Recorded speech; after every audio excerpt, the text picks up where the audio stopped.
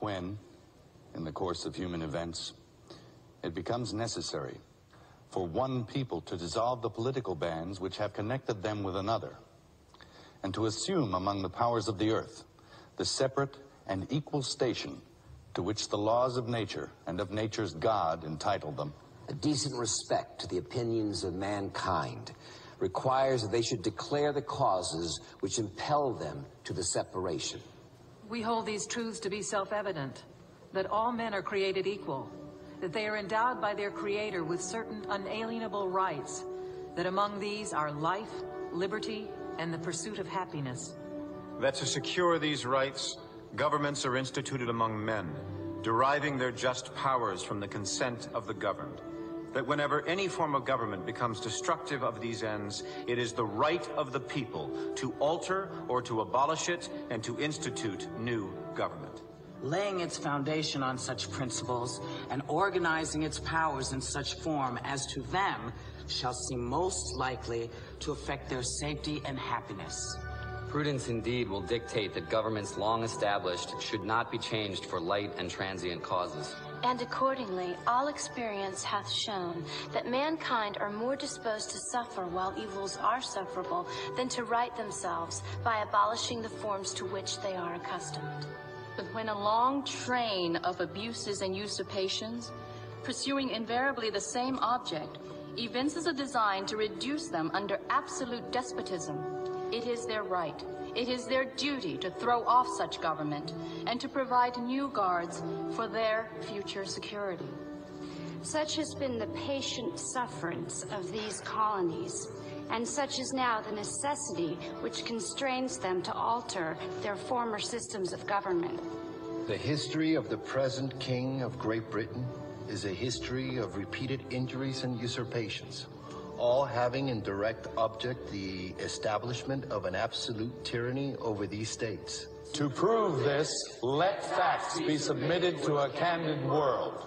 He has refused his assent to laws the most wholesome and necessary for the public good. He has forbidden his governors to pass laws of immediate and pressing importance, unless suspended in their operation till his assent should be obtained.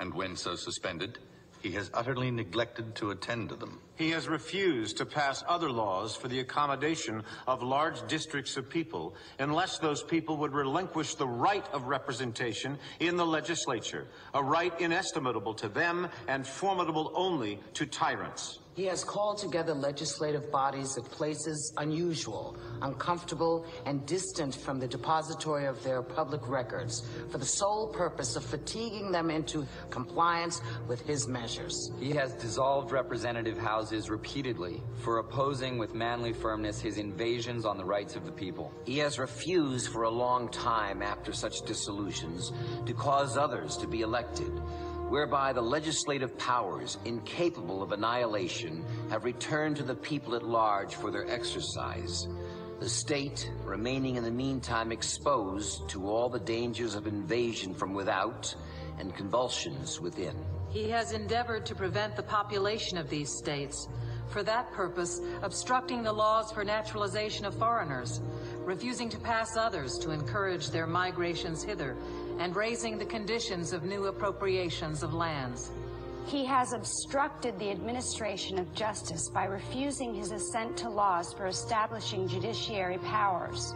He has made judges dependent on his will alone for the tenure of their offices and the amount and payment of their salaries. He has erected a multitude of new offices and sent hither swarms of officers to harass our people and eat out their substance. He has kept among us in times of peace standing armies without the consent of our legislatures. He has affected to render the military independent of and superior to the civil power. He has combined with others to subject us to a jurisdiction foreign to our Constitution and unacknowledged by our laws, giving his assent to their acts of pretended legislation. For quartering large bodies of armed troops among us. For protecting them by a mock trial from punishment for any murders which they should commit on the inhabitants of these states. For cutting off our trade with all parts of the world, for imposing taxes on us without our consent. For depriving us in many cases of the benefits of trial by jury, for transporting us beyond seas, to be tried for pretended offenses, for abolishing the free system of English laws in a neighboring province, establishing therein an arbitrary government, and enlarging its boundaries so as to render it at once an example and fit instrument for introducing the same absolute rule into these colonies. For taking away our charters, abolishing our most valuable laws, and altering fundamentally the forms of our governments. For suspending our own legislatures and declaring themselves invested with power to legislate for us in all cases whatsoever.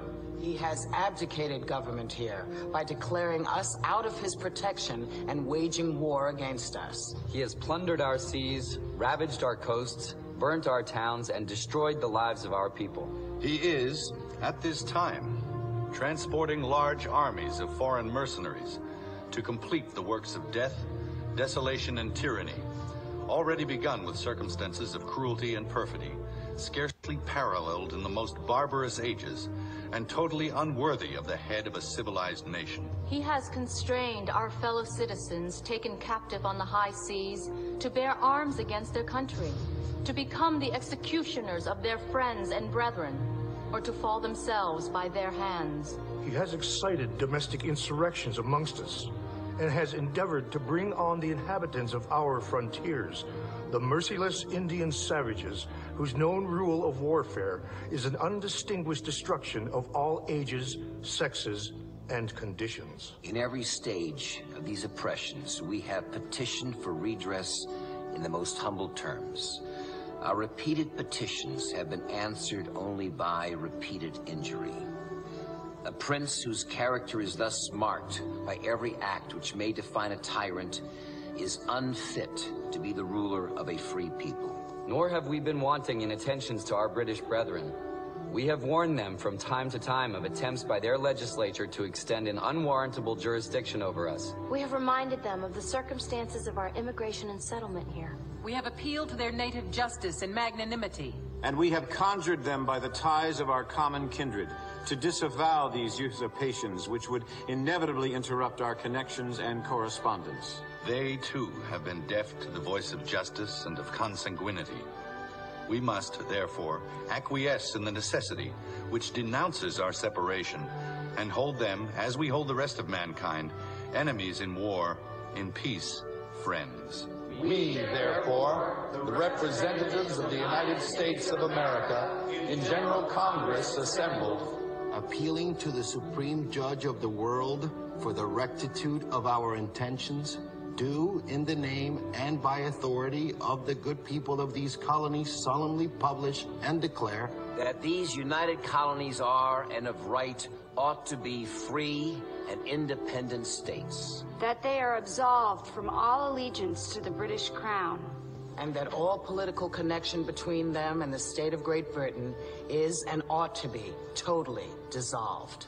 And that as free and independent states, they have full power to levy war, conclude peace, contract alliances, establish commerce, and to do all other acts and things which independent states may of right do.